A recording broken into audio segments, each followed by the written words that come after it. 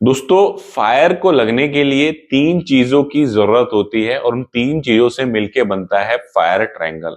अगर ये तीन चीजें आपस में मिल जाएं तो किसी भी जगह आग लग सकती है।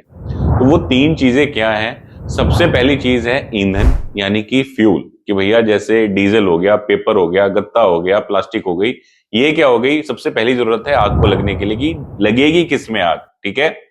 उसके बाद में दूसरी चीज हो गई ऑक्सीजन, कि जहां पे आग लग रही है वहां पर हवा होनी चाहिए, क्योंकि आग लगने के लिए ऑक्सीजन जरूरी है। और तीसरी जो चीज है वो है हीट या गर्मी, यानी कि या तो हमने कोई चिंगारी दबा दी या फिर वहां पर कोई शॉर्ट सर्किट लग गया जिससे चिंगारी उठी और आग लग गई। तो आपको अपनी फैक्ट्री के अंदर या ऑफिस के अंदर फायर को कंट्रोल करना है तो इन चीजों का खास तौर पे ध्यान रखना है कि ये तीन चीजें आपस में मिक्स ना हो पाए। इसका सबसे मेजर जो कारण होता है कि भैया फ्यूल तो मान लो हर जगह है प्लांट के अंदर। ठीक है, अगर आप लोहे का काम नहीं कर रहे तो प्लास्टिक का अगर कर रहे हो तो रॉ मटेरियल ही फ्यूल बन गया।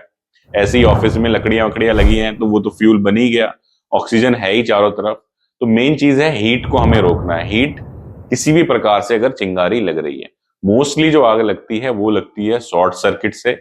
हम जो उल्टे सीधे तार घुसा देते हैं प्लगों में, कहीं से भी तार जोड़ दिया, लोड किस कैपेसिटी का है, तार हमने किस कैपेसिटी के लगा रखे हैं, तो वो ओवर हीट होकर के आग लग जाती है। तो इनको अगर हम कंट्रोल करें, तीन चीजों को, तो आग को आसानी से कंट्रोल कर सकते हैं और उसको लगने से बचा सकते हैं।